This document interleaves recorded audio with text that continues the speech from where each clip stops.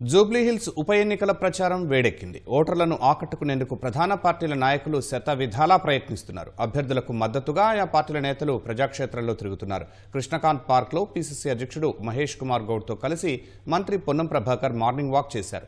జూబ్లీహిల్స్ అభివృద్ధి కాంగ్రెస్ పార్టీతోనే సాధ్యమని, ఉప ఎన్నికలో నవీన్ యాదవ్ను గెలిపించాలని వాకర్స్కు విజ్ఞప్తి చేశారు. యూసుఫ్గూడ కృష్ణకాంత్ పార్క్లో కేంద్ర మంత్రి కిషన్ రెడ్డి ఉదయపు నడకలో పాల్గొన్నారు. వాకర్స్తో కలిసి కాసేపు ముచ్చటించి లంకల దీపక్ రెడ్డిని గెలిపించాలని కోరారు. కాంగ్రెస్, బీఆర్ఎస్, ఎంఐఎం పార్టీలు కుమ్మక్కు రాజకీయాలకు పాల్పడుతున్నాయని ఆరోపించారు. జూబ్లీహిల్స్ నియోజకవర్గ సమస్యలు పరిష్కరించే ఏకైక పార్టీ బీజేపీ అని విశ్వాసం వ్యక్తం చేశారు. మాజీ ఎంపీ వినోద్ కుమార్ బీఆర్ఎస్ నేతలతో కలిసి కృష్ణకాంత్ పార్క్లో మార్నింగ్ వాక్ చేశారు. ఉప ఎన్నికలో మాగంటి సునీతను గెలిపించాలని కోరారు.